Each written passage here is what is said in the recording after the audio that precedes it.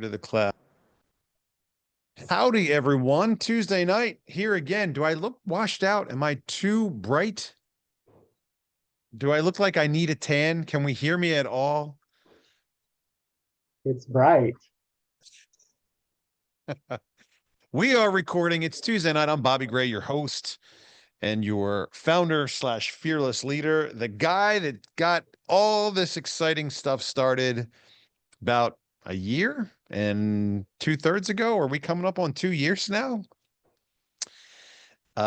It's been a good run. It's been a good time. And I'm the guy. I'm here with you every Tuesday night to share with you my thoughts, give you the latest and greatest updates. I'm trying to figure out how to make our Zoom time together a little bit more exciting. It's got lots of great tools. Maybe I can figure out how to like show a cool video in the beginning or at least have like a background or something that's up, that's welcoming as you patiently wait for our call to start. So I'm getting a little bit more high tech.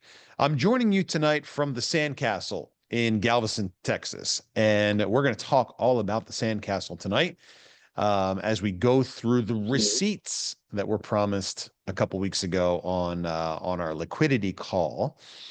But anyway, welcome, Robbie Rue. What's going on up there in McKinney? How are you doing?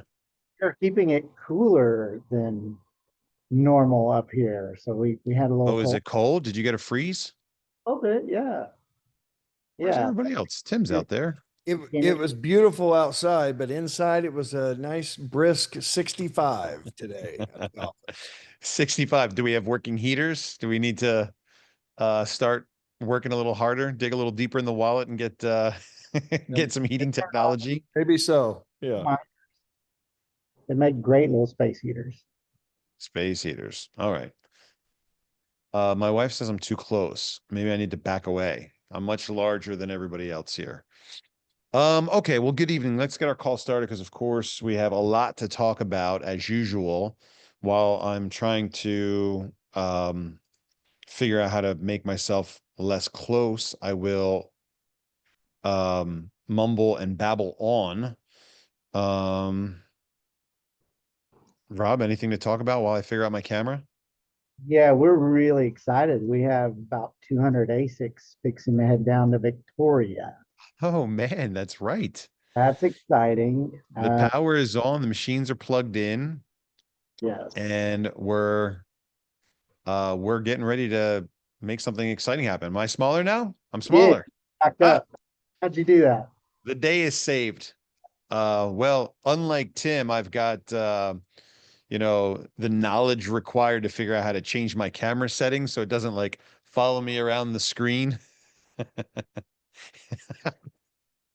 It zooms in right when I say that. Oh, that's good. That's good fun. Is anybody else here? Is there anyone else that we're supposed to welcome onto the call? Anybody else important? We talked about this earlier today, about the format.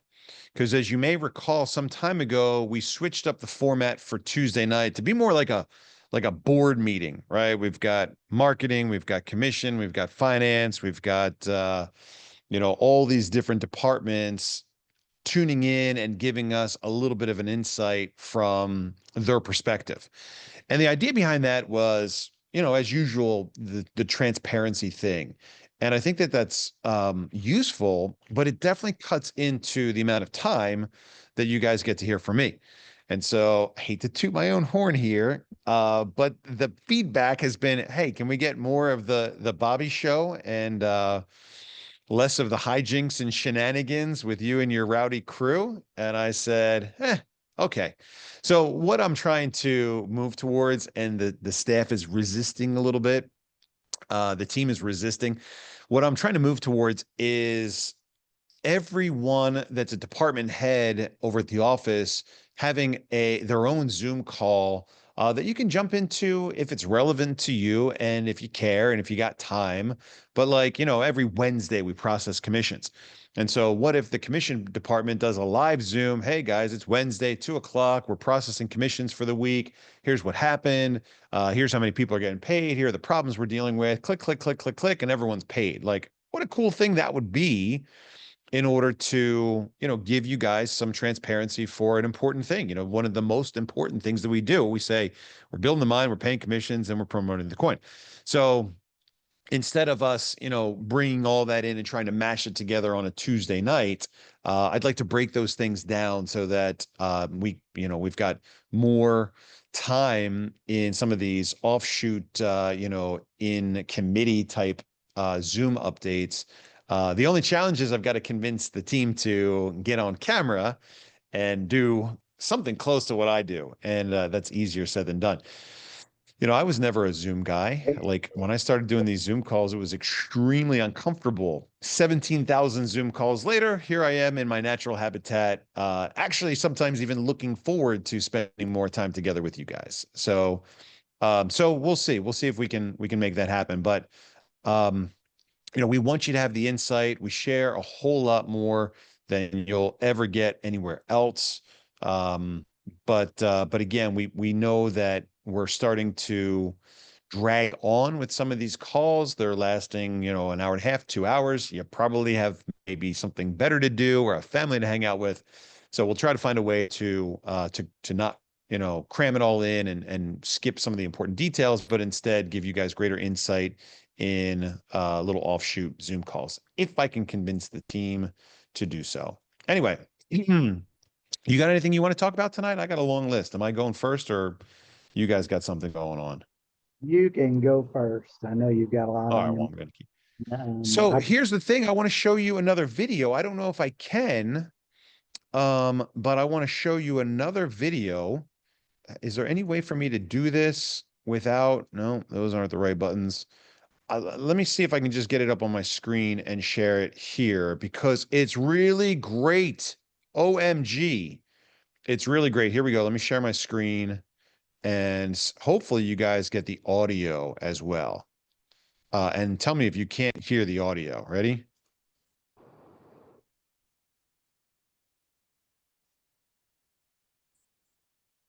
no audio. No audio? Oh, no, that's so sad. No, I'm going to figure this out. We're getting audio on this. Man, hold on.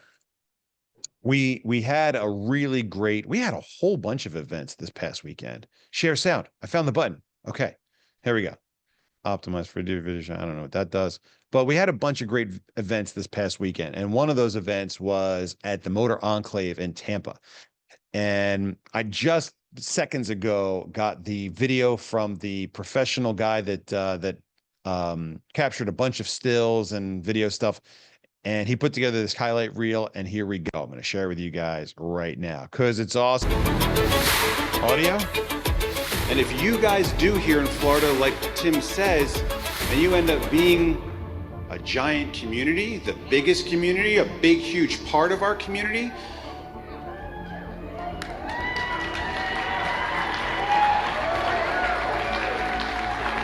don't let my friends in Texas hear this.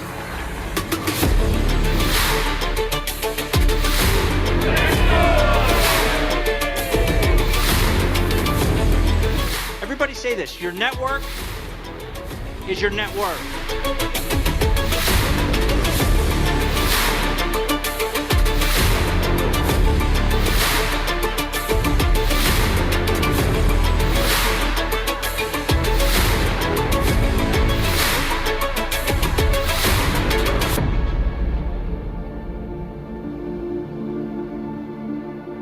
Man, isn't that great?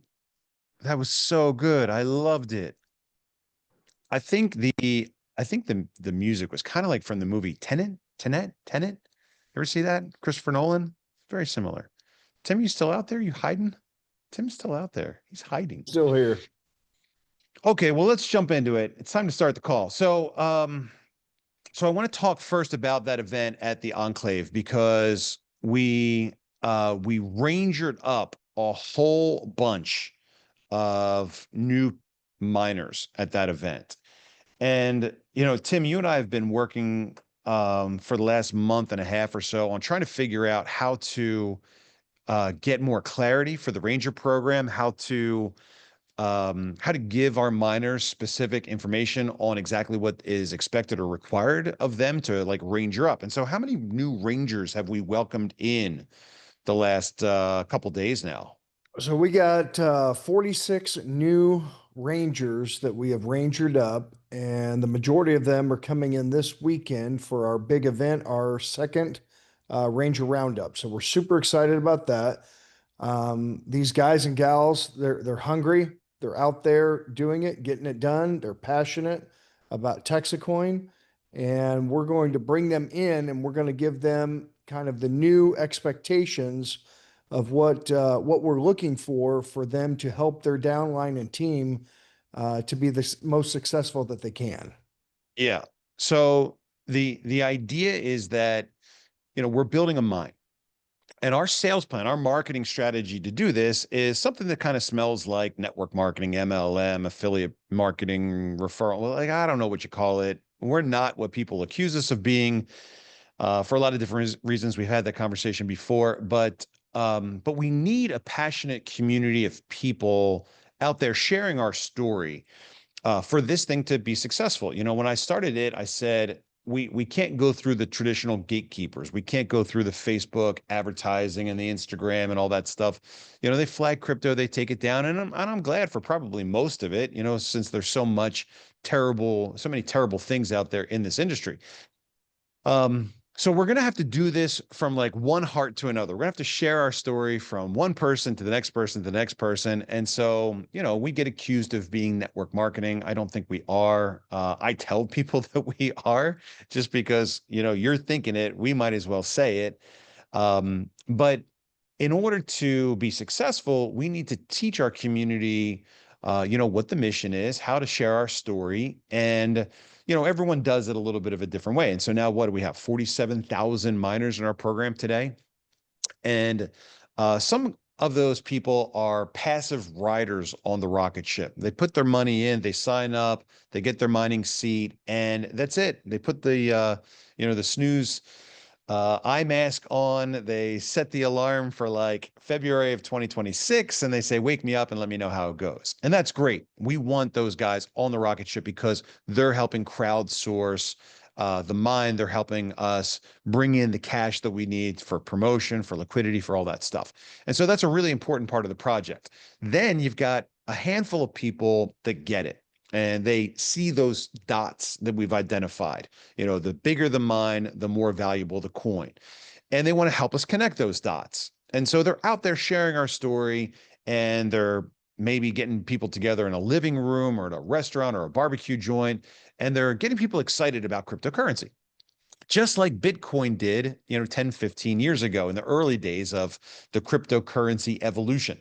And so there are a lot of people out there that are sharing our story, and that's really incredible. The best of those people that rise to the top, sometimes it takes a while for us to notice them. Sometimes it takes a while for them to know exactly what to do and to get started. But those people end up becoming Texit Rangers. And so you and I have been working for a while now to try to figure out exactly what is a ranger, what are the requirements. Lots of people have asked. We've had, a floating list of things that you have to do. Is it number of people that you refer? Is it number of seats you have on the rocket? Is that your commission potential? Is it how much, Bobby likes you? Like, what is it really that matters for you to become a Texit Ranger?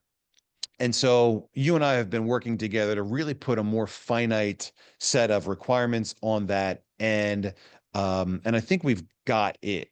We Maybe do. not exactly it, but we're extremely close to it. In fact, we're close enough that we've rangered up how many new rangers? 46 new rangers. I tell you, if you want, I can share it real quick. We have Michaelan that is going to be writing an article that's going to be outlining exactly what the requirements are for a Texit Ranger. But if we got a chance, I can run through it real quick if you'd like. Yeah, give us the basics real quick, because So here- like I said, we want to give clarity every chance we can. Sometimes So we don't here- know, but when we do know, we'll tell you guys right away. Yeah. So here's the deal, guys. Everybody, we're going to have an article. Michaelan's going to post this. But what I kind of scripted out here is to be a Texit Ranger, which is a leader in our community. Here are the minimum requirements needed to be looked at to become a ranger. This is a performance-based position. Just because you meet these minimum requirements does not guarantee that you will be a ranger. I just want you to know that, right? But here are the minimum requirements. Number one, you need to be a miner for at least 3 months. Why do we say 90 days? Why 3 months? Because, everything's good in the very beginning, right? We want to get to know you and we want you to get to know us.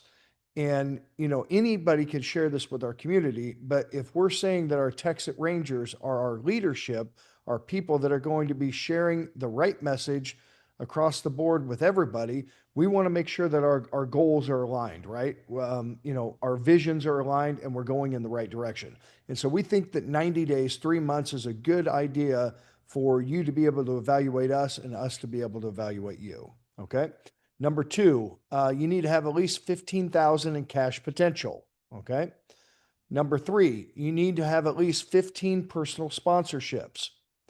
Okay. So why do we say that? Well, we're going to ask you as a leader to go out there and to lead by example. You're supposed to share with your team and show them how to build their community, how to go out there and get their 1, 2, 3 people. And I'm a firm believer. I never ask somebody to do something that I'm not willing to do myself. So we want to have at least 15 personal sponsorships under your belt. Number four, need to be doing weekly meetings, either in person or webinars. Number five, need to be calling on their team weekly and helping them with building their teams and education for their teams. Number six, need to have a good crypto knowledge base and certainly know all the ins and outs about our TexitCoin project. Number seven, does not actively promote other crypto projects. Okay. I put that in there, guys. And here's the deal. There might be a lot of people in our community that are in multiple different projects, and that's okay. Diversification is good, right? And you might be excited and have made money off of several different projects. That's okay. You can promote as many as you want, but if you're a leader in our organization, I want you laser focused on one thing and one thing only, and that's TexitCoin. Because right now we're in the middle of this, right? Bobby always talks about the beginning is different or very easy. The end's going to be very easy. Right now, this is the middle, right? We have a job to do, which is build our community, which builds the mine, which, increases our liquidity, which increases our price, right? So we have one job. We just build the mine. We need to be laser focused on that. And that's what my leaders need to be. And then number eight, has the same vision and is fully committed to our TexitCoin project. That's what we're looking at for a ranger. If you think that you fall into that criteria or getting close, then we want to hear from you because we've got big plans, guys. We're going to be rangering up and doing new ranger roundups about every 4 to 6 weeks, right? So we've got some exciting times happening here. So here's a question though. Go ahead. Is a ranger roundup participation a requirement to become a ranger? We highly encourage it, right? I would say with the exception of you being like out of the country on the other side of planet Earth, you got to get here and show us what you got. Yep. Right. I'm getting messages right now from people saying, I'm really scared. I've never done public speaking. I've never gotten up in front of a group and given a 5-minute presentation. I'm like, what makes you think you should be a ranger then? If you can't give somebody like a 5-minute story or stand up in front of a classroom full of, friends, associates, or school children and tell them about TexitCoin, like, are you sure you're ready to be a ranger? Yeah. So, come out, break bread with us, check out what we've done here in McKinney, see the mine, have a night out. And I'd like that to be a requirement. I'm not saying it's like written in stone, but sometimes you don't really know who a person is until you can, spend some one-on-one time with them and really get to know them. And so 100%. I would love to see a ranger roundup. You do all those things. And I'm really glad that you've got specifics now on the commission potential, on the number of personals, because we really haven't had that in the past. And then remember as well, when you become a ranger, you get a couple things. You get a marketing budget, you get, some reimbursements out there, depending on, I don't know, maybe there's another set of requirements to get yourself a wrangler. Do we agree that the ranger support people are now called wranglers? I like that. Sure. Ranger Wranglers. You might even get a Wrangler if you're awesome. So you eliminate your cash potential cap. but you got to show us that you got what it takes to tell our story. Look, this is really important because, as Tim and I and Rob and I have had more time to spend together and really flesh out some of these ideas and strategies that have been, rolling around up here for the last year and a half, as I'm seeing our team come together and embrace the strategy and the work that has to get done for us to be successful and accomplish our major goals, it gives me more time to start planning and working towards our future. We've got phase 2, using TexitCoin network and our layer 2 as a form of currency. The utility of this project. What's the utility of TexitCoin? We're doing the thing that Bitcoin forgot: digital, decentralized, peer-to-peer currency. We're going to do that 2 ways. We're going to do that through trading TexitCoin, the digital asset, and we'll do it through a whole variety of in-event tokens, fair and festival tokens, and, downtown digital dollar type, community currencies. So as these guys, Tim and Rob and the other people at HQ, the Rangers and the Wranglers, do a great job, it gives me the ability to start getting more into phase 2. And then after that, we've got phase 3 and phase 4. We're going to skip kind of over phase 3. I think you guys already know what that is. But phase 4 is all about education. And education is really important because, there's an old quote, I had it pulled up here on my computer, from Henry Ford back in God knows what year. And he says, "It is well enough that people of our nation do not understand our banking and monetary system. For if they did, I believe there would be a revolution before tomorrow morning." And our job in phase 4 is education. Look, we're doing really great, but as long as people think about the value of TexitCoin in terms of dollars, we haven't accomplished our major goal, right? Right now, we're, building a mine. Then we're an alternative and a complementary currency, but as the US dollar continues to tail spin out of control in a nosedive towards forever, that's when it becomes more important for us to wake people up to how the American money and banking system works. And remember, the American money and banking system is the model that the entire world uses, with a couple very notable and strange exceptions. But the point is that we've got to teach people about why they're broke. Once people figure out that this is all by design and it's not necessarily their fault, we're going to have a lot of people coming with us and demanding an honest and accountable monetary system. And I'm pretty sure that once they figure all this out, they're going to choose TexitCoin, the made in America, Bitcoin redo. But that's what we have to do in phase 4. We have to educate people. And if you can't stand up, Laurel, and give us a 5-minute introduction, oh, I'm not calling out anyone specifically. If you can't stand up and give us a 5-minute introduction to why TexitCoin matters, and it's scary, guys, I get it. I get nervous too. It's so weird how I still get butterflies in my stomach before I jump up in front of a group of people. I did it, last week at the Chamber of Commerce event, and I did it in Tampa. It's uncomfortable. The number one fear of your average human being is public speaking. In fact, people are more afraid of public speaking than they're afraid of dying, which means at a funeral, they'd rather be in the casket than the guy giving the eulogy. But this is why we want you to come in, get to know us, meet the team, go around town. As we start to work on our pilot of the downtown digital dollars here around McKinney, it's going to be really cool for us to go in, and show you how this stuff works. We're not quite there yet, but I think we will be there come January for the next Ranger Roundup. So if you weren't invited for this trip or you can't make it, it's all good. If you don't meet the qualifications yet, now you know what they are. Michaelin even said that she just published them to the help desk, help.mindtxc.com. I don't know, do a search on there for Ranger or something. Find the article, understand what the expectations are, crush them. Meet the minimum requirements, go over and above. We will find you. We'll ask, for you to submit an inquiry once you've accomplished the requirements, once you've checked all the things off the list, and then we'll find you. We'll invite you out to be a part of our community. But, and here's the fun catch.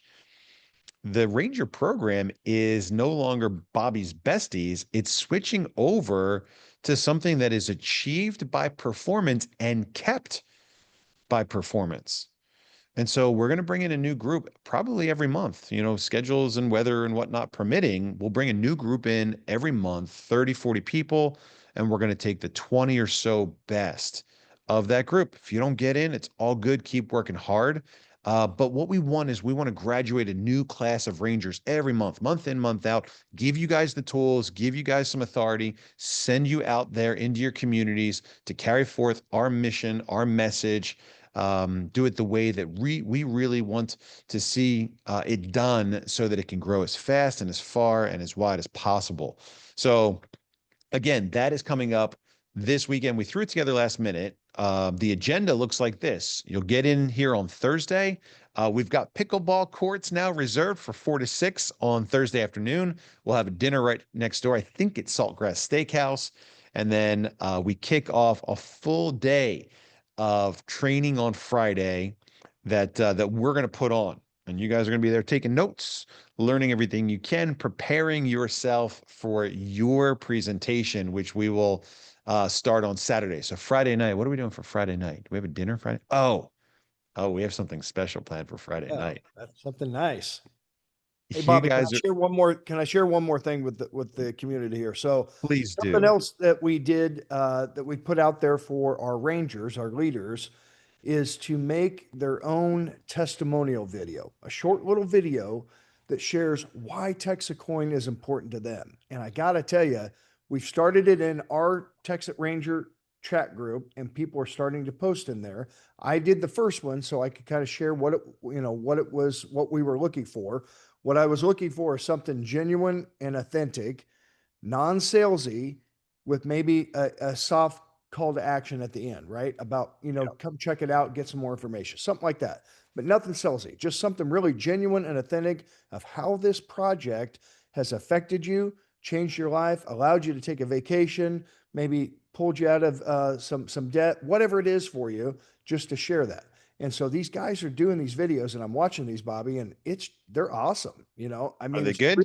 Yeah, it's really neat to see what the project is doing for people. And again, we're just normal people. So we'll probably start posting some of that on social media. But the reason that I wanted to share this with the whole community is the next step is I want Rangers to go out to their teams and start getting some testimonials from everybody that's in this. So if you're listening on this call tonight and you're like, man, TexitCoin has already been a great ride for me. It's done X, Y, Z. It's I'm all in, and this is why it's changed my life. Then we want to hear about it, right? So put together a short little video, and then we can have you send that to tim@blockchainmint.com. Okay. tim@blockchainmint.com. I'd love to get a bunch of these videos, guys. It is really neat when you start listening to this and you really see what kind of a project that we are and what we have. And I think if you can start seeing those and start using those to share those with others so that they see what the opportunity is, I think it would be amazing. Perfect. Mind if I and jump real quick? go ahead. Go ahead. Just a couple questions, and to bring up a few points. Douglas was asking, how does he find the Rangers in the upline? And I know we talked about getting that from the development side, possibly.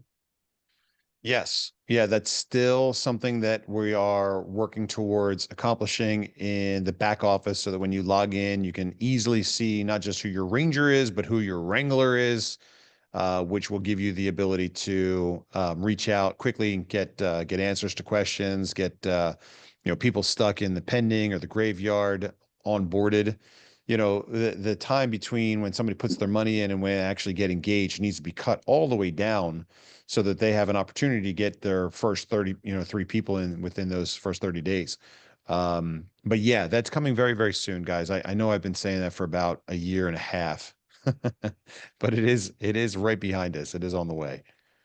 And there's a couple other questions. Does every Ranger get a vehicle? Can I take that, Tim?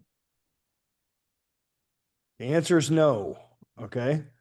We would like Rangers to drive really nice vehicles and get their vehicles wrapped. I will say that if you're a Ranger, that your vehicle getting wrapped would come to the front of the line. But no, we did the supercar bonus for that month, and that was a great promotion, but we need to focus on the plan and the project. So to add on to that and to clarify just a little bit, because I've given people lots of different answers to that question. We know that the vehicles work extremely well. I mean, we're getting messages right now. Rob just sent me one from Gnome earlier today. Is that right? Yeah. And Pretty- she got a car, she got her car wrap, she's got her phone number on the side of the car, and voila, she's getting, 2 calls today from people saying, "What is this? How do I learn more?" So we know the vehicles work. The question is whether or not we're willing to jump in and take a risk with you immediately. And the answer to that, like Tim said, is no. If you go out there, if you get a vehicle, if you get it wrapped, and you're doing a great job, you're driving that thing around, you're going to meetings, you're doing what we think is a great job, then we'll make the payment for you. There's money in the budget to do stuff like that, and we know that it works really, really well, and we know that the cooler the car is that you have, the more likely it is to develop leads and interest. So Tim and I are going to be good cop, bad cop on this one. He's going to be like, "Stop turning in your parking receipts for reimbursements, Rangers." And I'm going to go, figure out how to "We've got mute money, you. let's spend it." And the reality is, look, the answer is Tim's right. What Tim says goes. I've brought him on. I worked hard to recruit him. I am, putting him completely in charge of the Ranger program and some other stuff that we'll get more into as these opportunities develop and flesh themselves out. But he and I are going to work together, and I'm going to, always be an advocate for taking big risks, taking chances, taking leaps of faith. As I mentioned in Tampa at the Enclave the other day, like, you guys took a risk when you put your cash in, and we've got to take some risks by spotting talented people and putting them in positions of authority, giving them cash, the marketing budget that the Rangers have. It's not just sitting there to like collect dust. It's not there in case of emergency. It's there for you to go out and start looking for places to wisely invest it. There's only so much that we can see and only so much that we can do from McKinney. You guys are the reach out into communities all over the country and all over the world. So we need you to search out those opportunities and take small chances. If we really like you, you've been around a while, your cash potential is gigantic. We'll increase that budget. We'll pour more fuel resources on your hot fire because we know that you're doing a good job and we want to continue investing in your success. Rule number 1 for us is that the money that we put out there has got to help everybody. It's got to be something that's going to help all of us succeed. That's why the billboards that we run are completely generic. They're not oriented towards any one team or, any one thing. But the point is that we need you guys to be our eyes and ears out there. And so if you're doing a great job, we're just going to keep backing you up with more and more. If you're, struggling, we're going to, put a phone call in. You'll hear from the sergeant of Lower East Baghdad. Did I get it?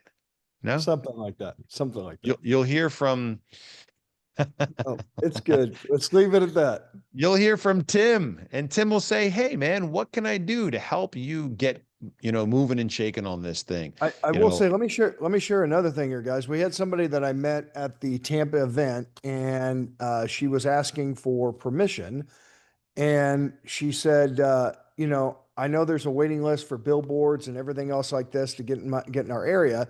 She said, I got with my team and we have all decided that we'll pool our money together to put up a few billboards ourselves. And they've got a call to action on the billboard that will go to where they can actually capture the leads, and they're going to round robin the leads for their team in order to get benefit out of it.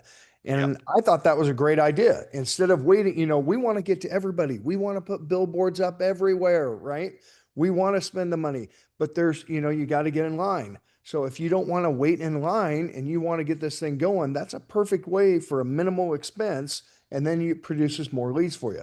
So any ideas and things like that you guys come up with yourself, we're all for things like that. We want to help you. We want to assist you. We want to spread the message, right?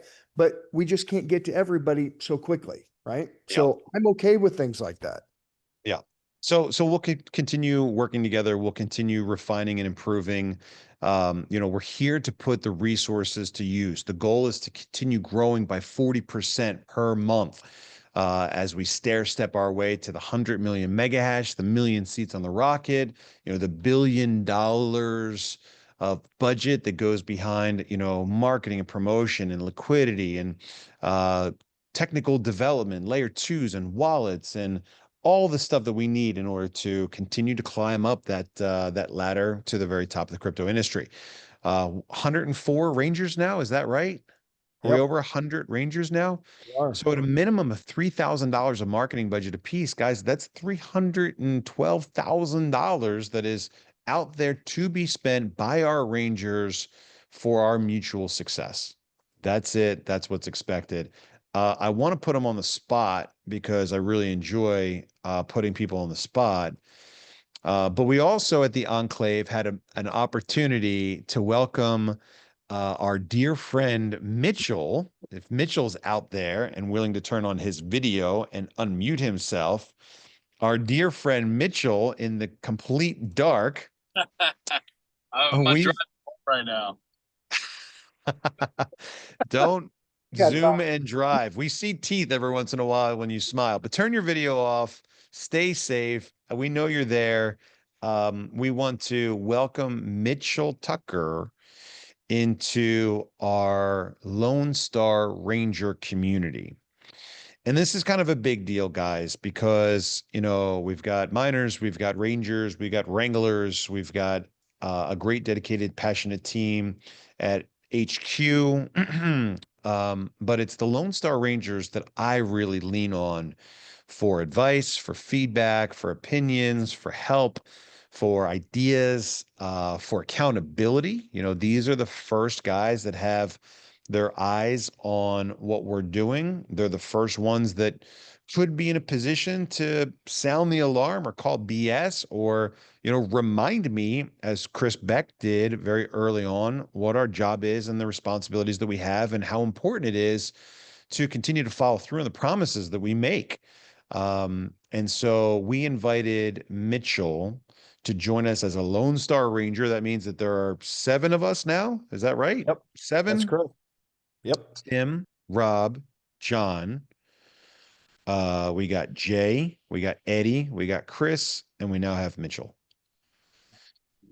And so I want to say thank you to Mitchell. He's got fully 2/3 of our entire organization now, in teams that he's built. So I've asked him to come out and join us for this roundup to get to know some of this new blood. And I think, I don't know if he's exactly the right guy for the job. I don't know if he wants the job, but someone's going to be kind of head of the class for each one of these new groups of Rangers to really assist them, really get them going and keep them moving in the right direction. So that's for you and Mitchell, Tim, that's for you and Mitchell to figure out. But I'm excited to see Mitchell again in Dallas. You've been making a lot of trips back and forth to Dallas. So hopefully you've got like frequent flyer miles building up or get the jet to come and get you sooner or later. But congratulations to Mitchell as our 7th Lone Star Ranger. Thank you, Mitchell. Thank you very much. I appreciate it, brother. You're welcome. Get back to driving safe, mute yourself out, hop off the call, whatever you like. But thanks, man. Really great to have you. Appreciate it. Okay, so what else do we have to talk about tonight? Tim, anything else to cover before I unpin you here? Nope. All good. All right, so stay tuned in. All right, so the bulk of our call tonight, I want to talk about proof.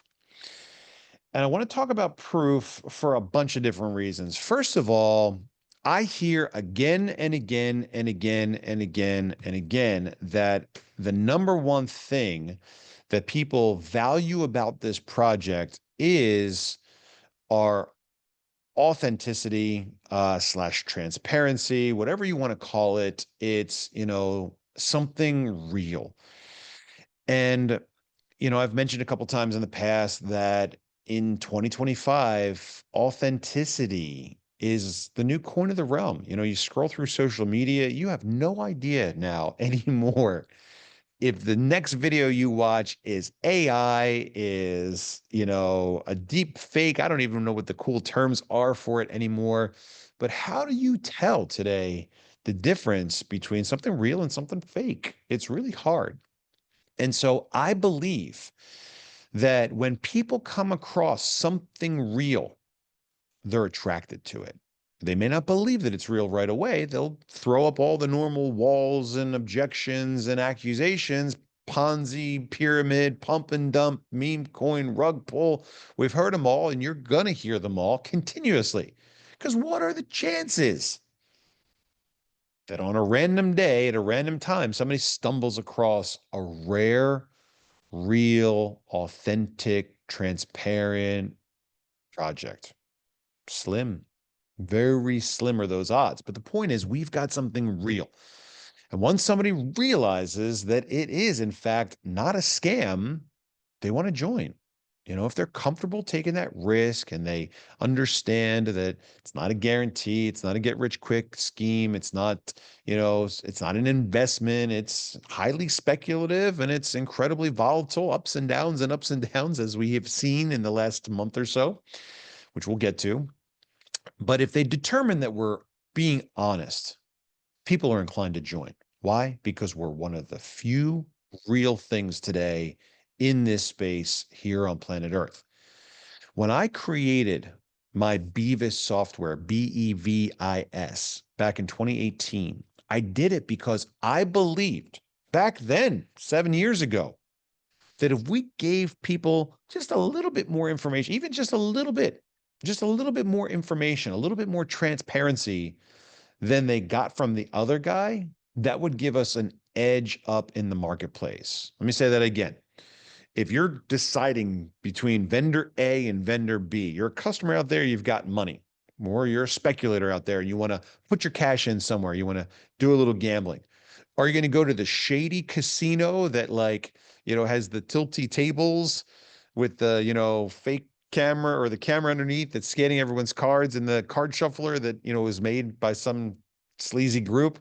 Or are you going to go to like a legitimate casino where, you know, they go out of their way to give you, you know, higher level of confidence in the way they run their games? Are you going to buy from a vendor that shares information on their manufacturing process or their suppliers, or, you know, where they get their materials from?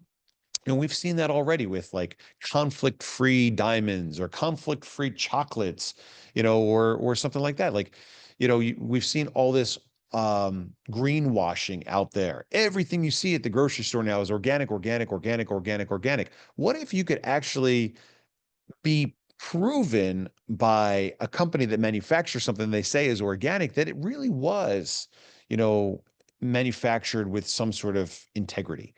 You know, so back in 2018, I determined that if I was going to make a product and ask people to trust it, that I was going to have to give them a little bit more than they could get from anywhere else to evaluate as to whether or not I was being honest and telling the truth.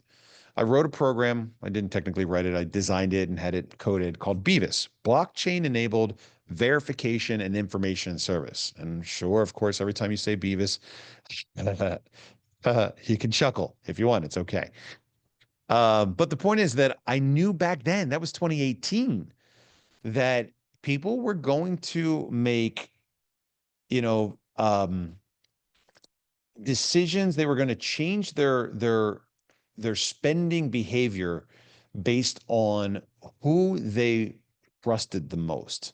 Not who had the flashiest graphics or the hottest social media campaigns or the highest paid influencers, but who was the most real and authentic. I built that into my products all the way back 2017, 2018. And I believed that that was going to be the thing that differentiated us in the marketplace. And I think today it's very easy to say that I was right, because I hear it again and again and again. I ask people, what do you like the most about TexitCoin? Just transparency. Transparency again and again. It's the thing that they were waiting for, to know not that they're going to get rich, but that the project is real and it's giving them a real shot. And as we do the work and we prove that we're following through on the promises that we make to them, it simply reinforces that. And it's now that reinforcement cycle that's become kind of like, I don't know what the right word is for it, kind of like our thing. All right. What's TexitCoin? Oh, it's the guys that show you that they're doing it. It's the proof of work coin. Well, like Litecoin? No. The real proof of work coin. Anyway, I digress a bit, but I'm trying to explain to you that this project matters because we actually use blockchain technology to put our money where our mouth is. And what that means is that the system, Beavis, Bevis, blockchain enabled verification information service, is what we use to actually share, not just, post, but share with the world the information that we're talking about. So, long story short, I'm going to share my screen here and we are going to take a journey back in time a little bit and talk about some stuff that we covered a few weeks ago. Hold on, let me find the right folder or the right browser. There we go. We're going to talk a little bit about our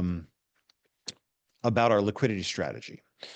And a couple weeks ago, I don't remember how many weeks ago, but 4 or 5 weeks ago, we talked about how we were really struggling with a strategy, a reliable strategy on to keep our cash safe. We've got all this cash coming in. If you look at the report on the website, it shows you now we've brought in more than $121 million.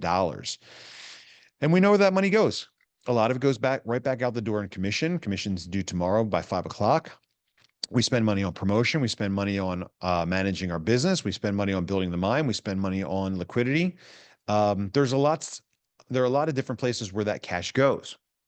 But this giant number down here says 38.65. And this isn't the money that Bobby's got to keep and put into luxury linens for his betting. This is also what we would call retained earnings. And what that means is it's money that we have yet to use later. And part of it's liquidity, part of it's marketing and promotion money. But the point is that I told you guys a couple weeks ago that I was going to show up with receipts on the acquisitions that I'm telling you are earmarked for our liquidity. Now, we are going to have to take probably a very big detour here and talk for a moment about the market and liquidity. And the detour is because when we say liquidity, we're talking about the amount of cash that we think is necessary to support our coin as we grow our project all the way up to $16 and that $1 billion value. We set a target price point of 16 about the time that we've got 62,500,000 coins. We set a target timeline for doing that at about February of 2026. As you're surely aware, you've read, as I've asked you to read many, many times, the article called The Path to 16 by February of 2026. This is me putting this in writing. It's not written in stone. It's not guaranteed. It's just the strategy that we're using to get to where we want to go. Okay. We say a bunch of times, Bobby's got a plan, and this isn't the only part of the plan. It's a big part of it because ultimately, at the end of the day, the price is what people are paying the most attention to. And ultimately, at the end of the day, the price is what tells the story of our success. Not yet, but someday it will. And so this article outlines how, the mechanics of how we get there. But there are a couple of very important parts to it. We're right here now in November 2025. Our target price point by the end of November 2025 is $5.29. Okay. We got there, as you saw on DexTrade a couple weeks ago, around 22 October. That's almost 3 weeks ago now. We went there. And we found out that we were early. We found out that we were not ready to be there. We found out that the market is not ready to support TexitCoin at that value. And that's a really interesting statement. And so we tried to hold it there. We burnt through about $5 million of our liquidity, and not even our published liquidity, just kind of like extra cash. And then I said, no, no, no, no, no. That's not what this project is. This project is not here. Our liquidity is not here so that the guys that got on the rocket extremely early have a guaranteed buyout so that they can become millionaires. It's not what this project was about. And I'm happy for those people that got in very early. I'm glad that they've got 100, 200, 300,000 coins. I really like that. I'm glad for them. But we're not here to burn through all of our liquidity so those guys can cash out. That's not what it's here for. It's here for us to have a strategy that gets us all the way up to $16. And so we test out these levels. And after burning through about $5 million, I start to back away from the market and I say, okay, we're obviously not quite ready for that yet. And the number one reason why we're not ready for it yet, we're going to talk about in a second, but we're not ready for it yet. And it's really like, well, hold on. Hasn't Bobby been saying for a long time that we need more sellers? Yeah, we need more limit sale orders. But these are market sellers that see our liquidity out there and then they go and they chop into it. And we were burning through a couple $100,000 every few hours, restocking it and just watching it go very, very quickly. And so as soon as I stepped away from the market, the price started to fall. And what's interesting is that the price is kind of leveled out here at $4. And it's kind of very, very encouraging because I'm not involved in the market at all. If I log in here, you'll see that I don't have any active buy orders. In fact, I probably don't even have any USDT whatsoever on DexTrade at this moment right now because I'm not involved in the market. And so, we tried 529 and the market said, no, no, no, no, no, no, no, you're not ready for it. And we sunk back down to $4, give or take $4, which is really interesting because it's still above the October 2025 level. So it's kind of reassuring. It's not great news. Obviously, everyone's paying attention to this price, but it's not great news, but it is real. And so we are getting kind of a real assessment from the traders out there that are saying, well, hold your horses, guys. 529 is a little aggressive. And so, yeah, we're ahead of schedule. We've been ahead of schedule. It's been fun to brag about how we were ahead of schedule. And now we're kind of still right on schedule. But the point is that the market has decided that we weren't ready for 529. And so what we're not going to do, you'll hear from me, we're not going to burn through all of our liquidity trying to hold the line at 529 or 750 or whatever the next number is. We're going to go there. We're going to test it. We're going to see what the market does. We're going to step back and we're going to let the market ultimately do what it wants to do. And so, so we need to talk about what that means in terms of readiness, because when we say we're not ready, it means that we have more sellers, more market sellers now than buyers. And the number one reason for that, and it's taken me a long time to kind of think about it or remember it, and it's going to take us a little while to still get something in place for it. But the answer is that we're in the process right now of actually getting somebody up to speed to manage our trade marketplace.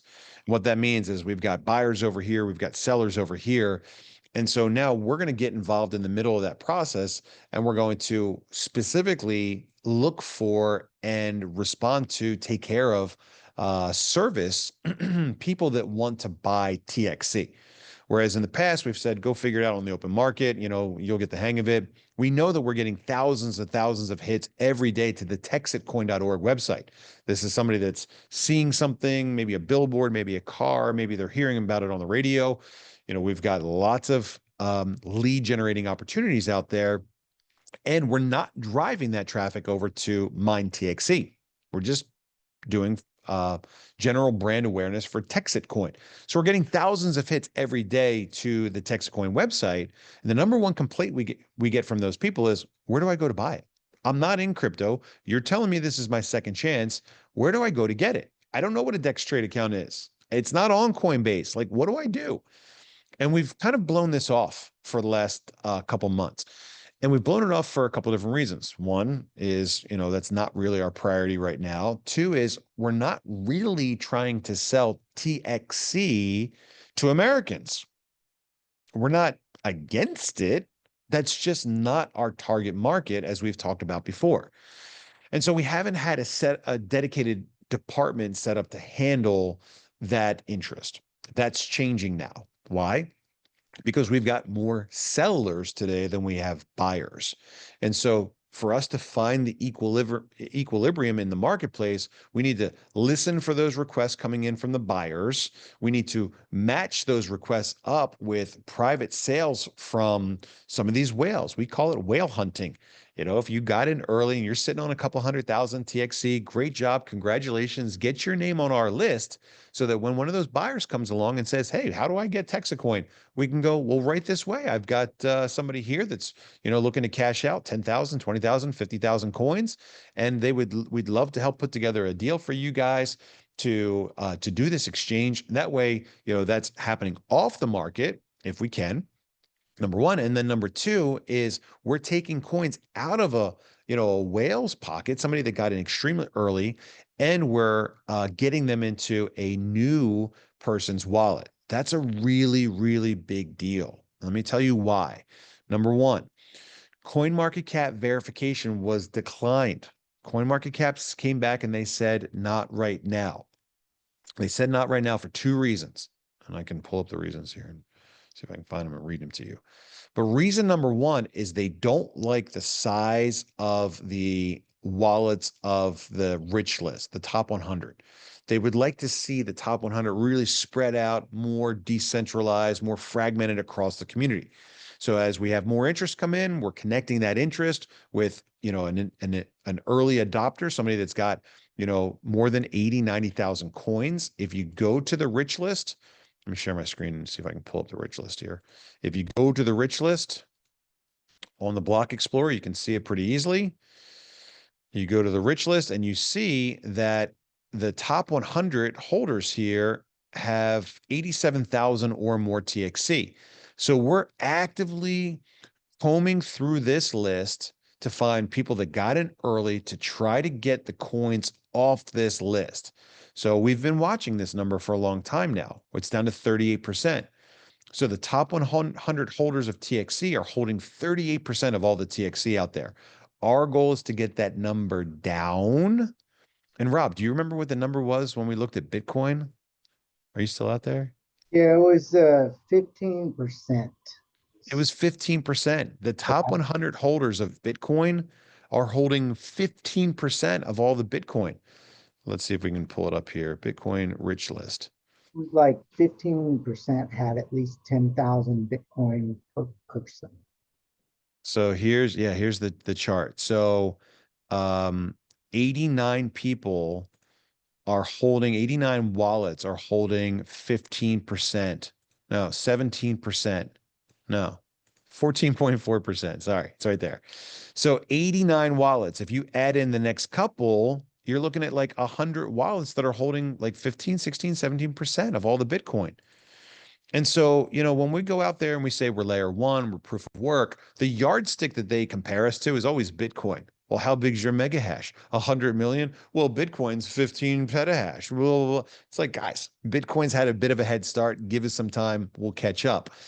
But the point is that like 15% would be a good number. So we're at 38% now. CoinMarketCap would like to see that number lower. And so we're going through that rich list. And every time we can take somebody's wallet balance below 87,000, they drop off the rich list. So think about it like this. If somebody is sitting here with, let's say 106,000 coins, and we sell 20,000 of those coins, it takes them from 106 down to 86, and they would fall off the rich list. And that would then decrease the number of coins held by the top 100. And so that's CoinMarketCap's first complaint. Number two is that they're saying that our market value does not match our social media, which is true. All the other guys out there on the top 100 coins, they've got tens, 50,000 followers on X and Instagram. They're a lot more active. They're on more exchanges than we are. And so CoinMarketCap would like to see our community size on social media much larger than it is right now. And so I think at the end of the day, if I was to take a step back and be, a little bit more realistic from a third-party perspective, I think we are ahead of schedule. We talked about that last week in terms of the size of the mine and the value of the coin. You know, if we want to have a 100 million mega hash mine and a $16 valuation, that sounds great. We're at 1% of that right now installed. You know, if you look at the mining hash power on the website, as far as installed power today, we're at 1% of that. 1% of that, you know, 1.57, or I guess we're a little higher than 1%, close to 2%. 1.57 over 100 million is, you know, would put us at a 16 to 20 cent valuation. And so I think that if I was fair, I would say that CoinMarketCap is probably right. Our valuation is far ahead of our social media.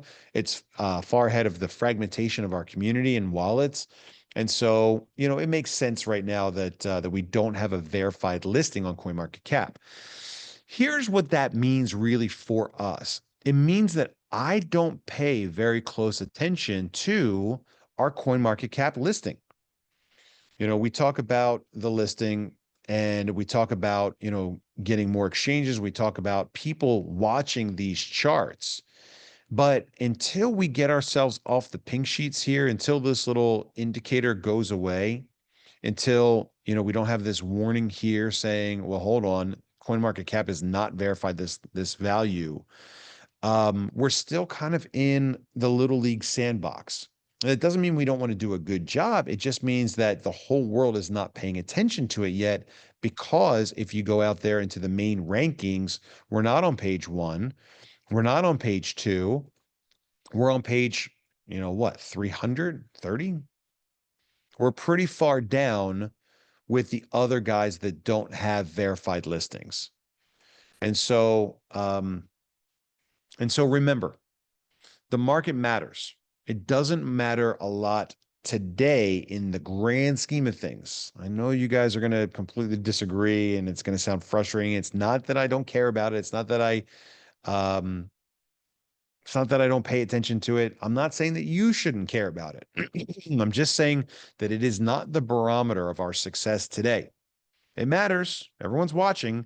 We want to do a good job. But taking it back to liquidity, we're not here to burn through all of the liquidity that we've amassed so far just to hold a price that's probably maybe 10 or 100 times ahead of really where the market should be today.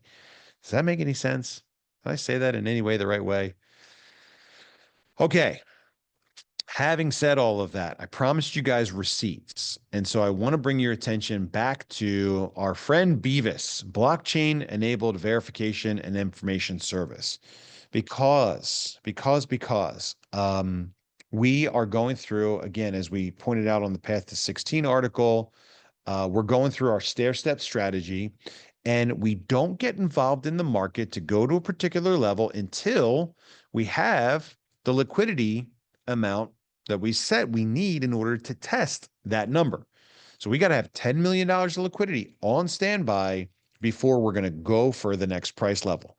Okay, so let's take another gigantic detour and talk about this, because you guys can see it. I can see it. We've got a bit of a brick liquidity requirement wall in front of us. We've got a little over 6 weeks to go from where we are today with 10 million in liquidity to the next required level as per the Bobby plan of $25 million. It's a lot. And so let's talk about that real quick. And we'll come back to Beavis. So the next tranche, the next level, requires us to have an additional $15 million of liquidity. It's a lot, but it's supposed to be extremely easy for us through our growth. Remember, the formula isn't about the Path to 16 article. The formula is all hinged and dependent upon our growth, our mining seat growth. Every time somebody buys a seat on the rocket ship, we tell people we're going to do 3 things with the money. We're going to buy mining equipment and build a mine. We're going to pay commissions, and we're going to promote the coin. 50% of our money, when that money comes in, that $995, that $1,000, when it comes in, 50% is earmarked. Half of it is earmarked for paying commissions. Okay. We watch that chart. I used to watch it extremely close because that chart was a barometer of whether or not our community was growing successfully. And so here's our revenue commission breakdown. Last week, we did 5.39 million in seats, 2.61 million in commission. So 2.61 over 5.39 is 48%. This is really incredible, guys. This is really, really, really important. It's so important, and it's so good that it's 48% because number one, the original model that I created, the comp plan model, the 3 left, 3 right, $1,000, all that stuff, it means it's held up 84 weeks in. The comp plan hasn't died. That's a huge thing. Normally, when people create comp plans, they go, okay, a couple points here, a couple points there, $10 trillion of commissions will pay out. Isn't that like 4,000% of our revenue? Yeah. But we're going to like change it once everybody gets in. And then, half the people are going to hate us and they're going to leave. But the other half is going to kind of have these golden handcuffs on where they're like, working the system and they can't leave it. That's what the other guys do. When I designed this thing, which has now been called the blue collar comp plan, I designed it so that everybody could do it. Everyone could be successful with it. The first commission check was going to be $1,000, and it's worked. This is the magic of what we've got. If you guys are wondering, like, what is it that makes this? It's a really great, fair comp plan. The bad news is the guys at the top aren't going to make, more than the guys at the bottom. It means that we cap out, and the system has worked. So the first thing we do, 50% of it is budgeted towards paying commissions, right? Then we've got 20% budgeted for marketing and promotion, and we've got 10% after that budgeted for building the mind. The most important thing that we need to do is build a community. We also have to build the mind. That's how the numbers break down, and the system works, okay? So after that, we've got 10% earmarked for overhead and my profit, and we've got an additional 10% earmarked for liquidity, okay? So 50% for commission, 20% for promotion, 10% for overhead, 10% for building the mine, and 10% for liquidity. That's it. That's the whole pie. That's all of it divided up as per the budget. Okay. So what that means, here's the simple math. What that means is that if we're not growing by 40% per month, we're not able to stockpile the increased liquidity that's required for us to move the price up 40% per month. That's why that 40% per month number is so important, because without our continued growth, then we're not able to bring in the cash that we need to build out the marketing, promotion, and liquidity budgets to get the coin to where we want it to go in the marketplace. So what we need to do between now and the end of the year is $150 million in sales so that we can take 10% of that, 15 million, and set it aside for our liquidity increase to go from 10 million in liquidity to 25 million in liquidity so that we can take the market with us to the next stair step, which is what, $7.49? $7.45. Did I move too quick on all of that? And did I lose everybody?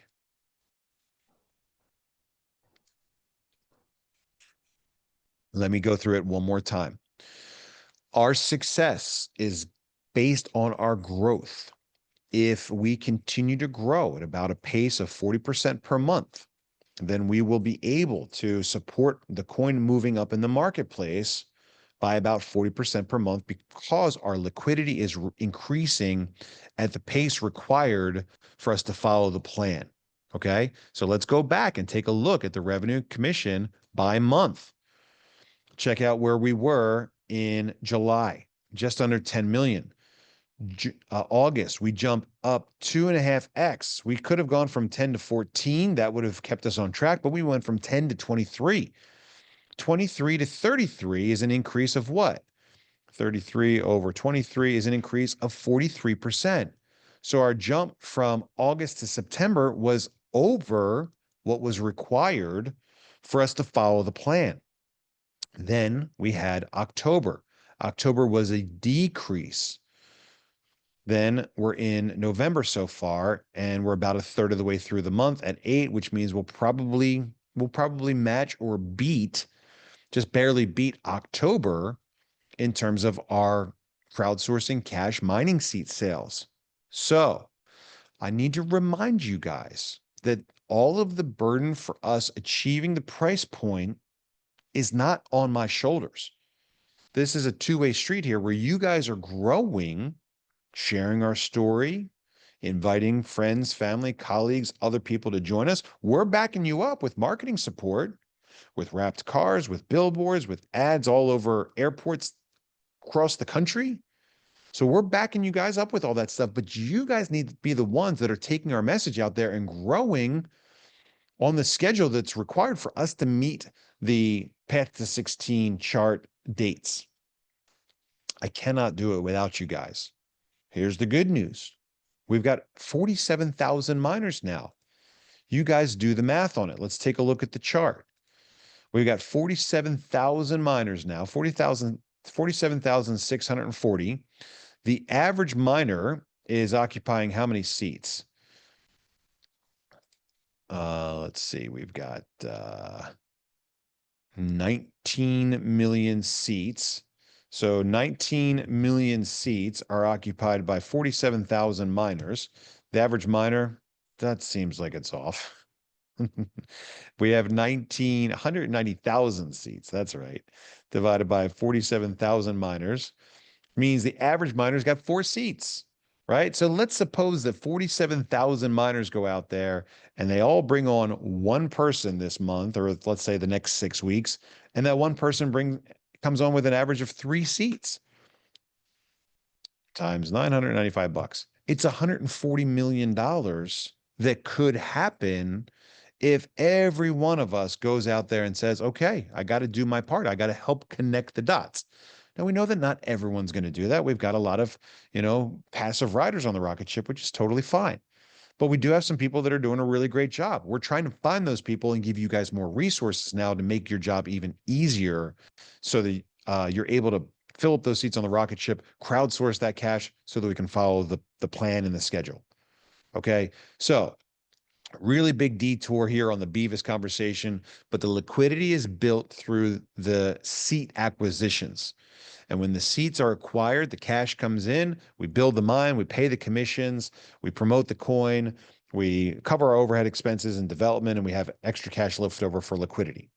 Okay? That's the plan. That's the equation. That's the relationship between the work that you're doing and the work that I'm doing. They go hand in hand, and I can't do my part without you guys doing your part. Okay. So this is why we're trying to take our mining ranger program more seriously. We're trying to invest more time and effort and resources in building out our leadership teams because that's what's required for us to fill the seats and take the coin to where we want it to go. Now we have to get serious about it. There are a lot of things that I still need to do, as we mentioned a couple minutes ago, in order for that to work. Reporting, who's my ranger? Who do I call when I need help? Who's the wrangler?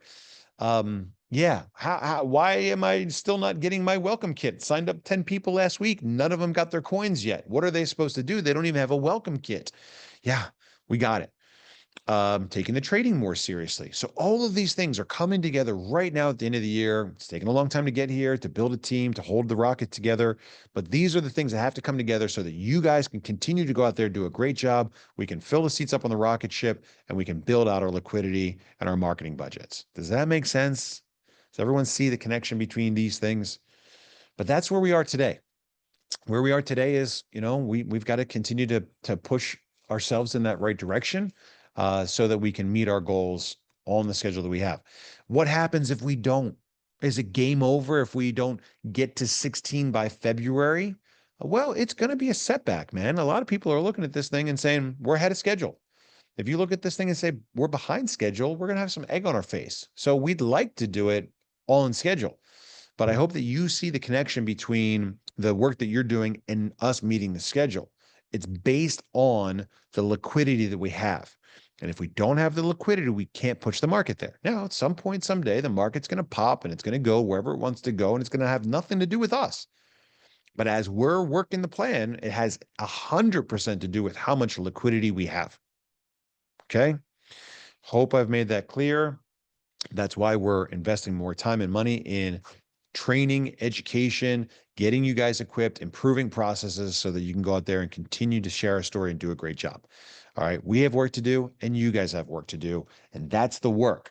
Because without the liquidity reserve, the provable liquidity reserves, we don't have the ability to take the market to where we want it to go. That's the promise that I made to you. I will not take the market here unless our liquidity is here. Now we've burnt through about $5 million.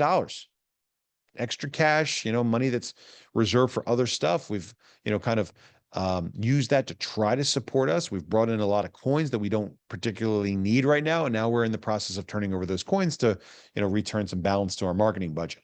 But the point is that we need you guys to go out there and do your part so that we have an easier time doing our part. Very important relationship. You guys have to understand and realize that this is not all based on some sort of magic that I've got up my sleeve.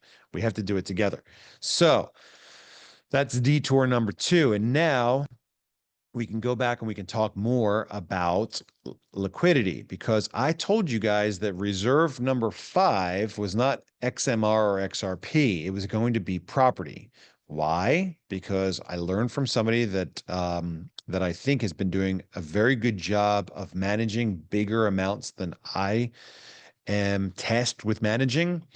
And they told me long ago that property is where they are putting this stuff. So I said, okay, let's see if we can put some of this liquidity cash reserves into property so that it's bolted to the ground. It's not going to run away. It's not something that's easy for us to get to. That way, if the market drops and we go, we have to support it, we have a chance to stop and think about exactly what that is.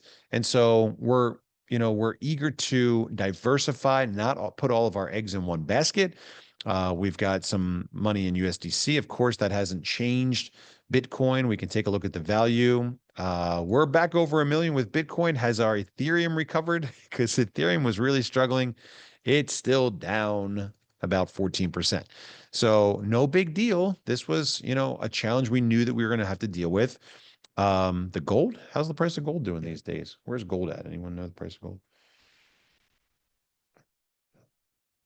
Price of gold today is 132,992 per kilo. 132,992 times 16 kilos. We got 2.1 in gold. So the gold is almost doing well enough to offset Ethereum's dismal performance. Okay. This is the part that I'm really excited about because you guys like it when I show up with receipts. And, look, this stuff it's a little different. It's a little, so I don't know what the word is. Find the word later.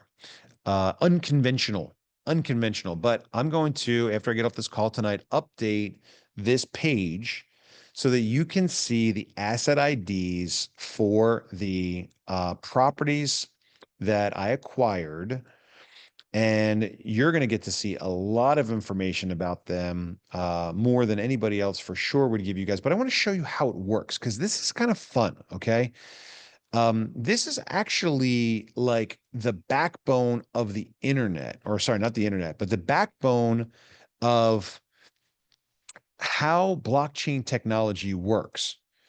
And, as we talk about phase 4, we talk about education. And like we said earlier, if people actually knew how money in banking worked, they'd be pissed.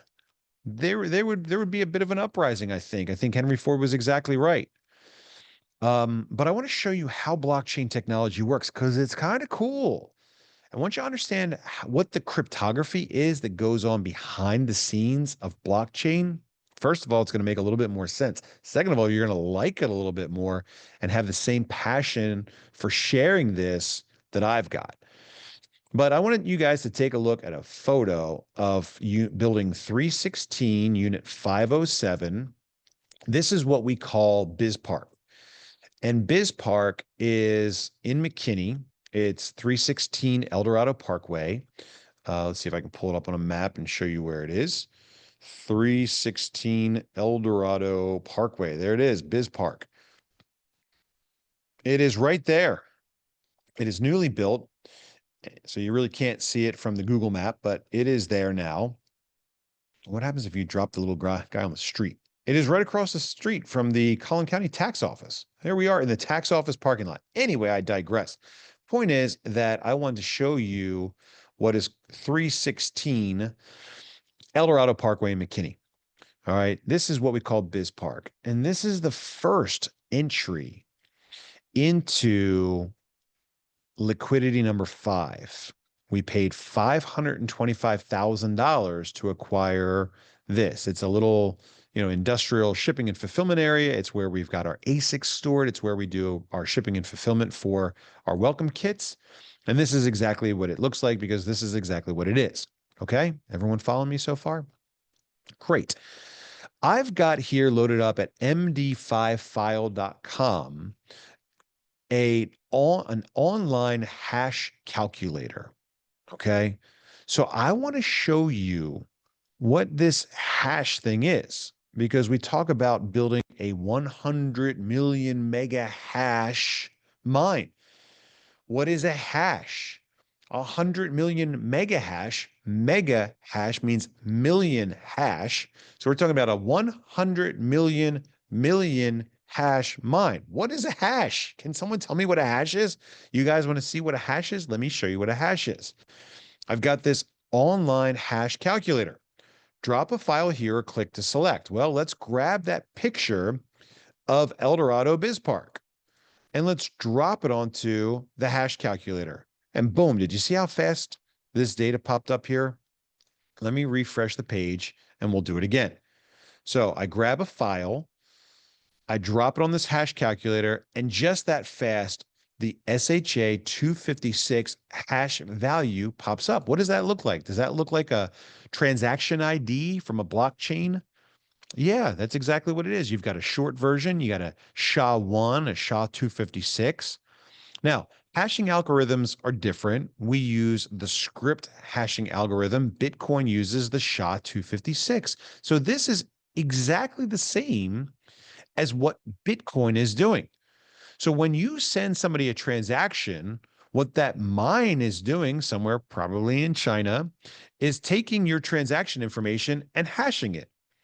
And when it hashes it, it says, oh, wallet 12345 wants to send one Bitcoin over to a wallet ABCDE. Let's get a unique digital fingerprint for that transaction. This is exactly what it does. That's it right there. All it does is it says, if you're sending this from A to B, this is the unique identifier that records that transaction. And that is what gets saved to the blockchain. Okay. Here's the fun part. Let's open up this file in a document editor and let's see if we can put like a little line right there. Okay. But let's undo it because that was a big line. Let's just put one dot right there. I don't know if you can see that little teeny tiny blue dot, but now we're going to save the original file. So now our original file has got this teeny tiny blue dot right there. And now we're going to go back to our hash calculator and we're going to get a hash. We're going to get a hash value for the new file. Now remember, it's got the exact same file name, but if you look very closely, it's got a little blue dot there. I think it's blue, colorblind. And now we're going to get a new hash. And as you can see, that hash value, it didn't change by one letter or number. We had a B4526 that went to an A17D34. Now, let's pull that same image up again. And let's hash it one more time. We get the exact same value. Now, I don't know. Let's try to go a little bit further, right? I don't know if I'm going to be able to do this with this editor, but we can put our little dot on here and then we can save it. No, I can't undo it. Once it saves, it saves. Maybe I can do it in a paint program. Edit, open with paint. Old school. Here we go.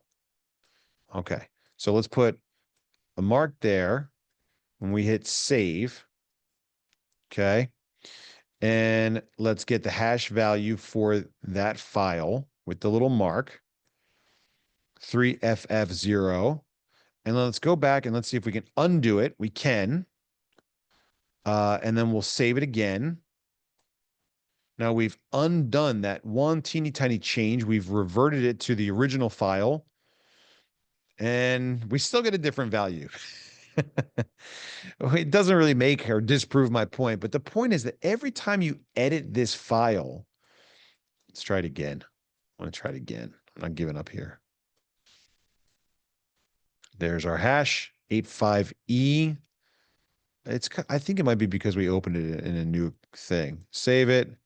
So 2988. We're going to do it again. There we go. So there we got back. So we had a file, we added a line, we removed the line and saved it, and we got back to the exact same original format. So here's my point. My point about all of this is that all of this digital stuff leaves an exact digital fingerprint. If you take a JPEG file and you open it up or you hash it, you'll get a value. You open it up, you change one little pixel, you get a totally different value. You remove that pixel, you go back to the exact original version, you get the previous value. So you got this digital fingerprint, and that's what a hash is. You've now learned what a hash is. A hash is the digital fingerprint of a digital file. Does that make sense so far? Okay, good. Let's move on. So we're hashing information. We're taking information and we're saying what exactly, is in this file, all of it. Let's bundle it up and let's get a unique value to it. Now, hashes can be done for anything. Here's a PDF. There's the hash value. Here's a picture, another picture. Here's another PDF. We can get all the unique fingerprints, the digital fingerprints, all of this stuff, just right here, just like that. Okay.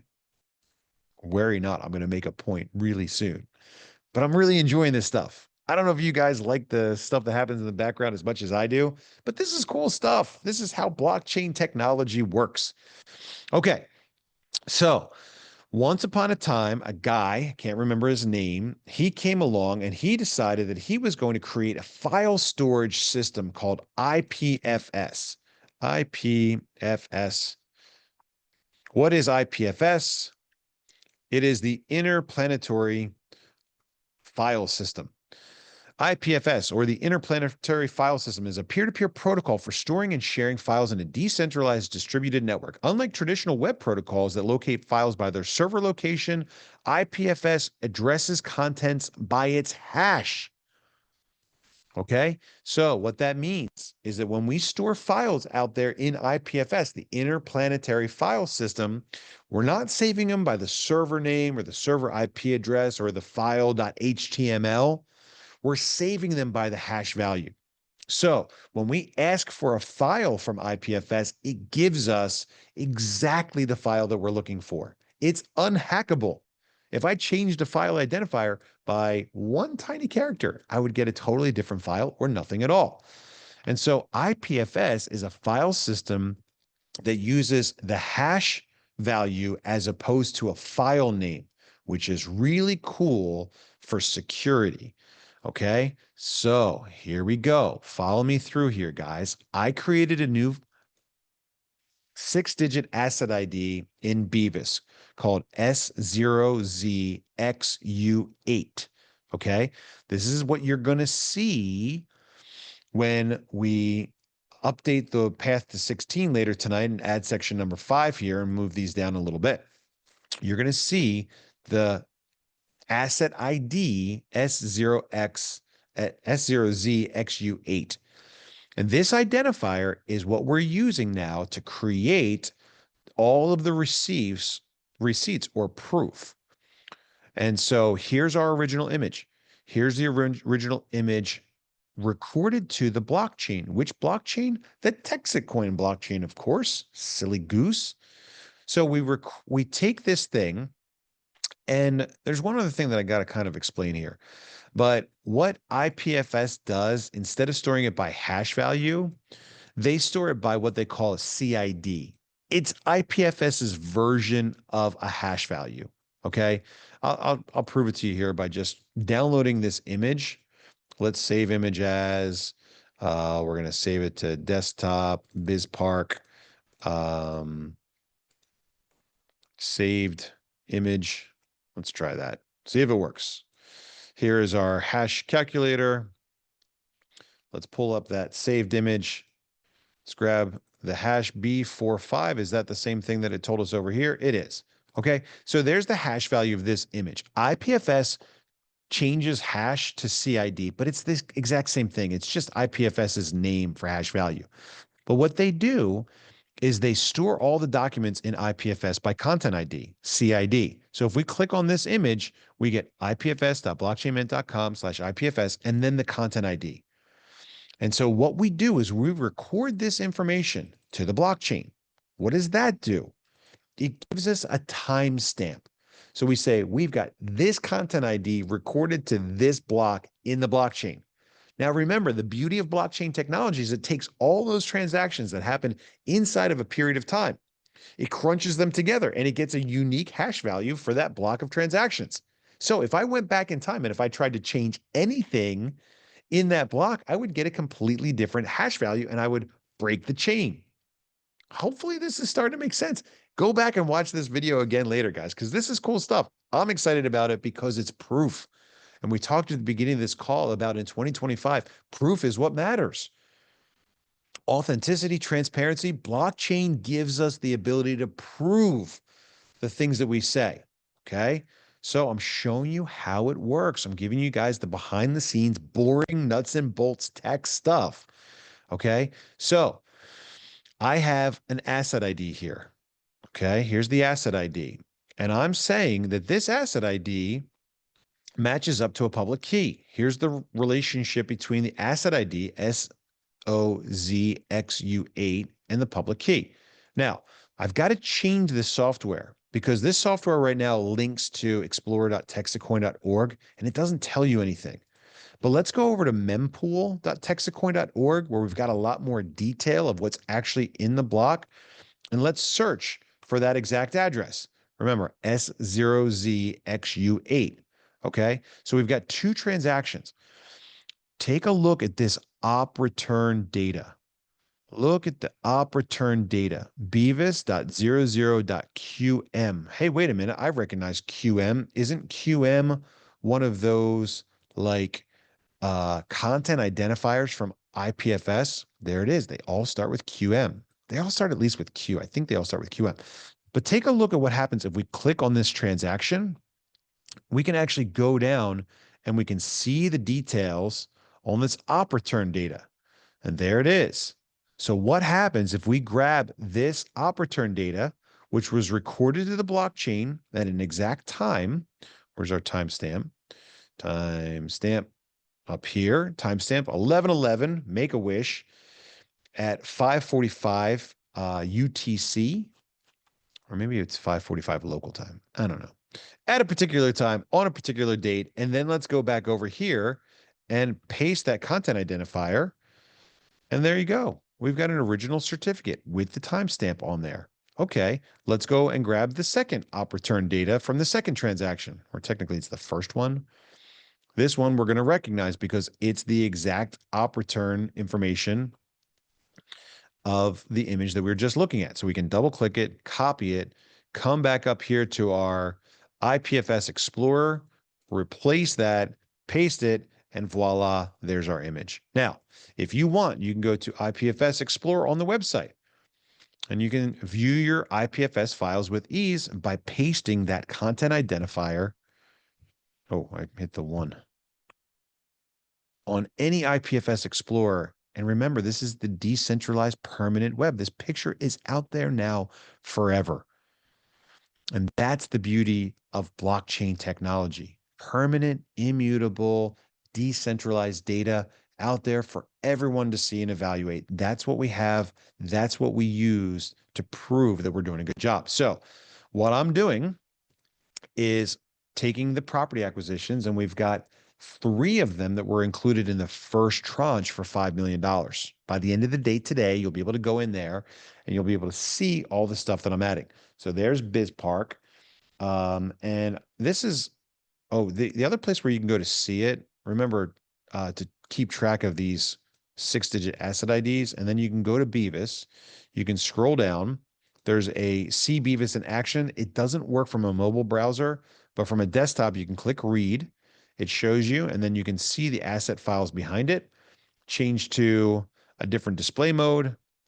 And I've only added one picture so far, but coming soon, I'm going to add more information. Okay, well, what else could I add? Well, let's see. What else can I do to prove up what I'm asking you to believe? We bought the property from a company called Saddlebrook Investments. And there you can see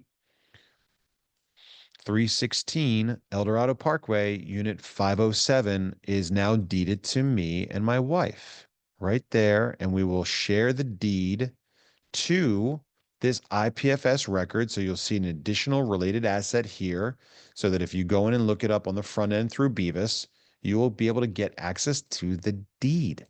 I will also put bank receipts, wire transfer receipts, all that stuff on there so that you can go through and see it in person for yourself. Those are the receipts. Again, I'm adding them now. I've got a couple other ones to show you that I'll be putting up tonight.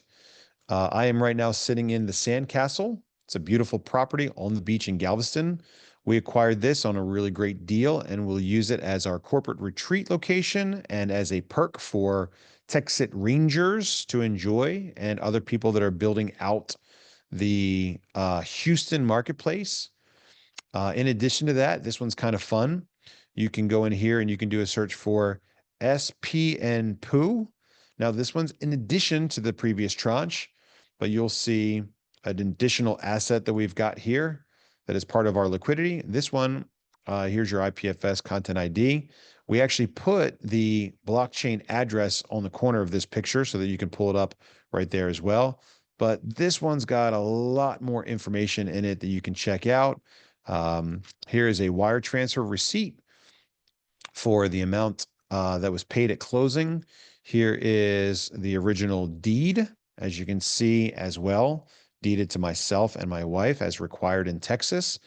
You can see all of this information, guys. You're going to get a level of transparency from this project that is completely unconventional. Remember, with great power comes great responsibility.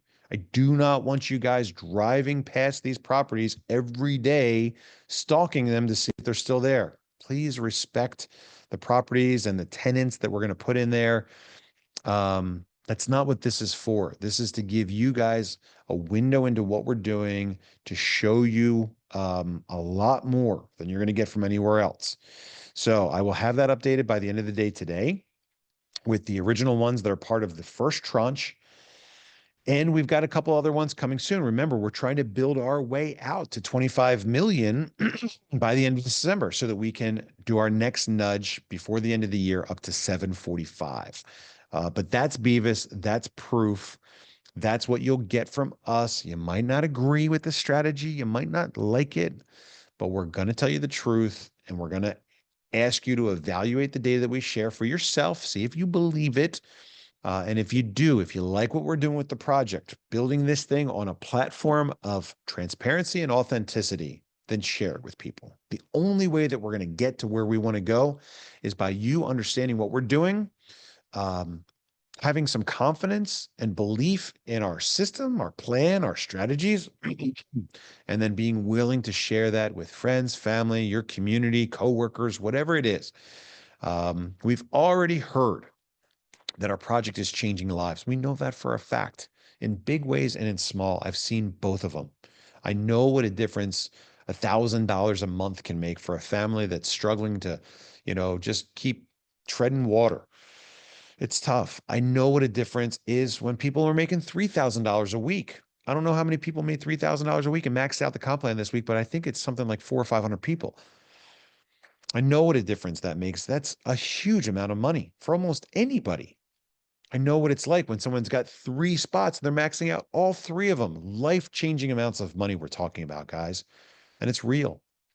And we prove it week in and week out. And if you like that, if you think that's enough to make us better than the other guys that never did it, I know why. It's not easy to do some of these things. It's taken us a long time to get here. But if you think that what we're doing is worth sharing and might just give somebody else that could use a little bit of a boost a shot, then please share our story. Remember, the project only gets to where we want it to go by our growth, and our growth is highly dependent, absolutely critically dependent on your understanding of what we're doing, how we're doing it, and helping us to get there. I'm Bobby Gray. I'm the leader of this thing. I'm the guy that started it. I'm the guy that's taken the things that I've done over the last, 17 years, 18 years now, the things that have given me enough authenticity to have this conversation with you. But I'm just one guy and I cannot do it all. I am absolutely dependent on your help for this thing to be successful. So if you like what we're doing, if you like how we're doing it, if you think that it is just the edge that we need to, we don't have much competition, but to, outwork and outthink and outlast the competition, then share our story. Invite people to the Thursday call. I'll start doing more of them again myself. But we've got a great project here, and it is built on the really cool foundation that you will have a difficult finding anywhere else. Blockchain technology gives us these tools. That's why I get so excited about it, because blockchain handed it to us on a silver platter.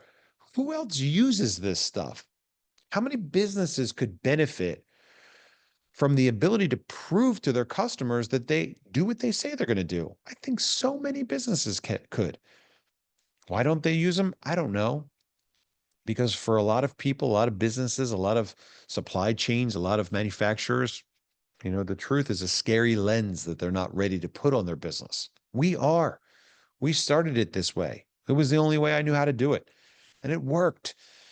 And it's continuing to work week in, week out as we bring more people onto the rocket ship. We have more cash to fix the problems that we have, to bring on more people, to start managing trading so that we can, really do a better job coordinating, the buys and the sells, so that we have a more professional, grown-up, mature market than, the ups and the downs that some of the other guys have.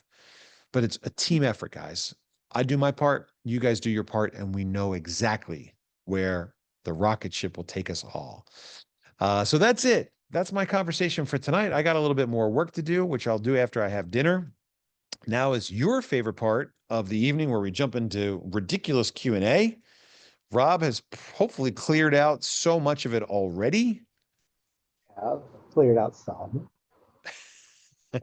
32 already answered, man. 29 to go. What time does dinner close? 9. 8:30 is last seating. All right. 10-minute drive. Here we go. The lightning round. Ron says there's been some discussion in the Telegram group. Would it help sustain the price for the ones that take TXT for commission? Blah, blah, blah. Look, guys, I want to remind you that it is not your job to worry about the price of TexitCoin. Okay. Remember, long term, we're miners. We're the guys digging it out. We're the guys that are refining it and getting it all shiny to bring it to the market. But our target customer group is everybody else around the world that's looking for the next crypto to trade it. Okay. So yeah, would it help? Sure, of course it would. That would be great. So if you guys want to take your commission as TexitCoin, you can, but I'm never going to ask you to. I'm never going to force you to. You guys are going to have an open and free market to take this stuff back to, and it's going to do what the market wants to do. But that is a good idea. Thanks for bringing it up. Is anyone interested in keeping this crypto private? No. At least I'm not. Brendan says he was talking to someone trying to bring them on board. He asked how and why there are no additional fees for the miner to maintain the mining equipment after the initial $9.95. How can I answer that? Well, remember, guys, mining is supposed to be profitable. It's difficult to make it profitable, but it's supposed to be profitable.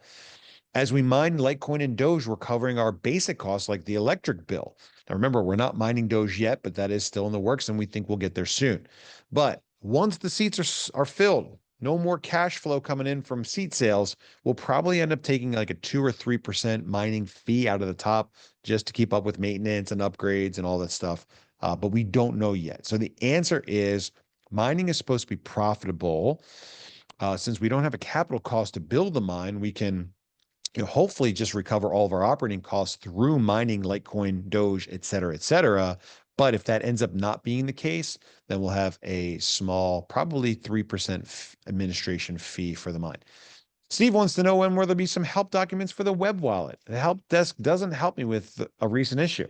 You can't get back to your created wallets. That's not good. As soon as you created the wallet, it should have kicked out a download file with a backup to your download folder somewhere. Take a look in that download folder. I don't remember what the backup file is called. Seems that the wallet only requires a password and there isn't a username. That's exactly right. No username, just a password. Hopefully you remember the password you plugged in when you set it up. Keep an eye out for that backup file.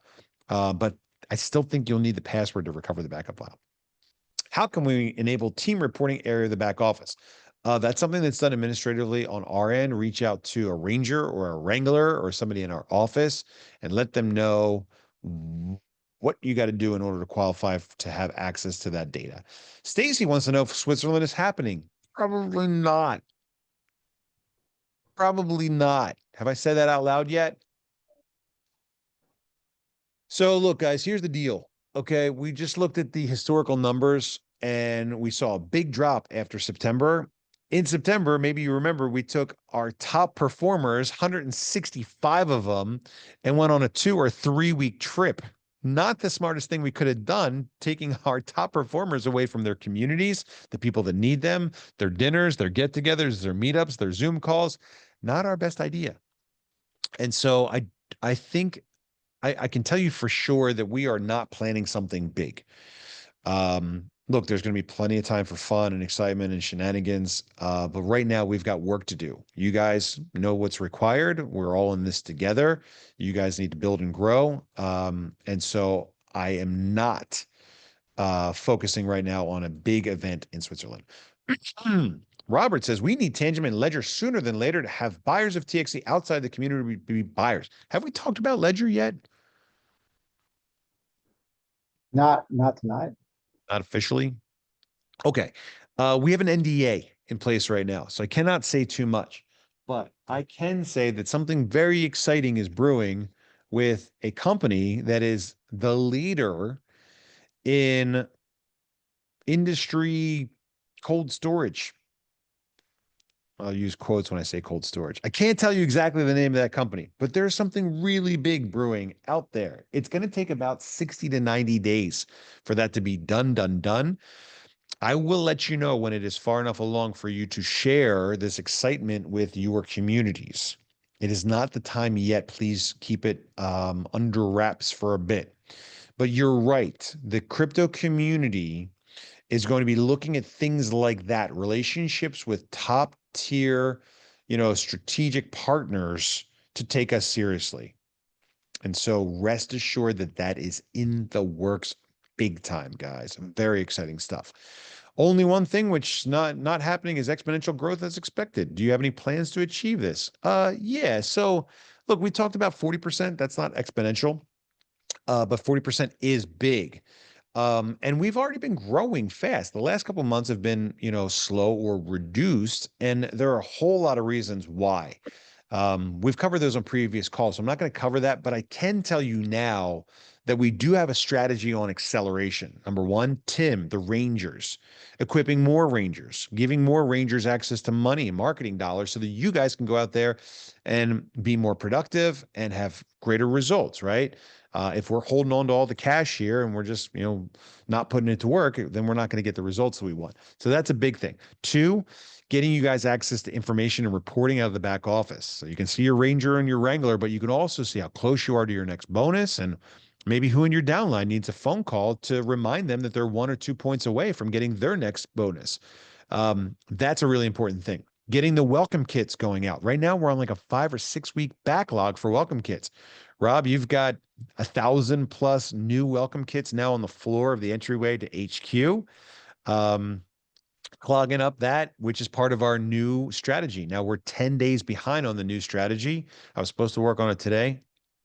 I fell asleep. I was taking a nap. I was sitting on the beach. It's just beautiful. I'm trying to relax a little bit, come back with like fresh legs on the ice. I will get to it very soon. And once it's done, once it's all mapped out, then welcome kits will go out almost instantaneously. So somebody signs up, they'll get a welcome kit in a day or two, which means they're not waiting a month just to see if this thing was, even going to ship them out what they need to get started. That's a really big deal, guys. So the price, supporting the price through trade management is a really big thing. I know that it's a lot easier to talk about our project with people when the price is going that way as opposed to that way. And so again, we're growing faster than we were really ready for. And so we learn that now we've got to take that much more seriously, because a lot of people that got in early are very happy with their $1 million on paper, and they're making that $1 million real, and good for them. I want everyone to have that same joy someday. So that's our plan, to get the growth back to where we want it to go. Okay. Christian, media and crypto influencers are creating a funnel and potential pointing to Feds manipulating of what crypto will be accepted. Can you address this? No, we're all kind of sitting here waiting to see if the government comes back together and what's going to come out in this clarity situation. We are cautiously optimistic that it will continue to keep clear track for us to build and grow. Ken says, what kind of resources are you referring to for those of us who are not Rangers but are promoting the project and growing our network? No, nothing. Resources are for Rangers. What we're suggesting is become a Ranger. We got 104 Rangers now. That means $3,000 times 104 is $312,000 to get out there and help you grow. So becoming a Ranger is the easiest way to get your hands into the piggy bank. When I purchase TXC for my dashboard, does that help build liquidity? It does a little bit, but remember, we're trying to get everybody else out there to grab TXC, not so much the miners. We want you guys to be able to sell and sell easily and sell for top dollar. We want other people across the world to be buyers. Bobby, how much have the promotions contributed to our sales? What I mean is, can you see a link between us running promotions and an increase in revenue? And yes, maybe we should have more promotions. Yeah, look, guys, the promotions thing is tough because promotions create, a bit of a skewed result. It creates an opportunity for fraud and unfairness that I don't like, that I've smelled a couple times, and it's been a big turnoff for me. We look at September sales and we say, well, we had a big September promotion. You bring on a 1, 2 free, you get 100 TXC. That cost us a lot of money. And I think really the major influence on the big numbers in September was actually people upgrading from, their original chunks to 9-packs. We had a promotion or an opportunity for people to do that. So we'll have more promotions. Was I supposed to mention a promotion? Gage, do we have a promotion? Did I forget a promotion? I don't know. Hopefully that helps. What happens if the money is not brought in for the liquidity? Will the project continue until it is brought in? I don't know what you mean there. Anonymous AI person, maybe. How serious and how fast is balancing the top TXC bag holders that wish to sale going to happen? Maybe a rapid, safe, secure back office brokerage setup. Yes, that's what we're working on. I'll say it again for the people in the back. I love this project, but if you're wrapping and giving away vehicles, you need to make sure they're being driven around in the most populated cities and tourist destinations for optimal exposure. Look, you're not wrong, but like what we found for the project, Bob, is that this works everywhere. Yeah, we want the maximum exposure and eyeballs, but we really haven't been able to say yet that there's one specific market or demographic that is best for us, right? Like when we reach out to the advertisers, they're like, all right, you're going to want to reach out to 18 to 35. And we're like, no. This project is for everybody else. So yeah, we're learning about our demo, but it's not quite as cut and dry as you would think. The branding works everywhere, and most of the time you're stopping for gas. Somebody comes over and says, hey man, I've been hearing a lot about TexitCoin. Tell me more about this. So hopefully you can keep an open mind in that regard. Jody says, I would like to be a customer service for Canada. How can I make this happen? That's a good question. I would reach out to somebody in customer service and let them know. Really what we need is a shipping and fulfillment person for Canada, because we do have a big community up there and we'd like to get them real coins. JD says, looking for an API to create receive addresses for transactions. I want to accept TXC for my products. Yeah, we're working on that as well. I think I finally have it figured out, and the solution is in testing. Hey, Bobby, quick question. When the 50,000 miners have a seat, what happens to us as miners? Nothing. But anybody that joins 50,000 plus, like 50,001, they will not have the option to take their commission as what we call BOGO. So they'll be able to take it in cash, USDC cash, TXC or hash power 100, 200, or 300 mega hash. So nothing changes for everybody else. Is the Ethereum and LTC staked lending? No, we're not doing any staking or lending with that. I don't know enough about it yet to put that stuff into play. Evening, Robbie. Is there a plan for the Rangers to email their whole team? Yes, we are working on that, Gary D. Is that Gary D, new Ranger Gary D? Gary D coming out to hang out with us at the Roundup this weekend? Gary D, I hope it is. Last week in Tampa advised Zoom was hacked, and therefore we would not be using Zoom anymore. No, that's not me. Look, we use a feature in Zoom called webinars, which means you guys cannot go in there and start broadcasting your homemade extracurricular activities during live calls. It's an expensive feature, but it keeps our room nice and clean. I think you've misunderstood what I mean by privacy. We should all be concerned by growing gov overreach spying, taking our God-given liberty away from us. For the crypto community, we don't want to keep this private, but we absolutely need to protect this from banksters. Look, man, that's leadership based. If I sold out, yeah, we'd have problems. But I'm not here for the easy money. I'm here for the honest money. When, for example, we go grocery shopping, it's not their business what we buy organic. It's also not their business how much crypto we have. So how do we protect our privacy with Texit? Texit is not a privacy-based coin. That's something more like Pirate Coin or Monero. Look, we need transparency to get this party started. And yeah, that's a good example. Amy, hi, Amy, you coming in? I will be shipping a fulfilling center for Canada. Who do I talk to about this? Somebody when you get to town this week. Can you talk more about extending the block time as mentioned before? So blocks complete more consistently on a daily basis. We're not extending the block time. What we're doing is we're talking about modifying the amount of blocks before the network difficulty re-indexes. It's something that we're testing and working on right now. OMG, we only have 3 questions left. You and I crushed it together. Robbie Rue, thank you. Is it a good time or a bad time to tell our community that the McLaren will ride again? The Falafel Express. Well, you can take our wheels off, but you can't slow us down.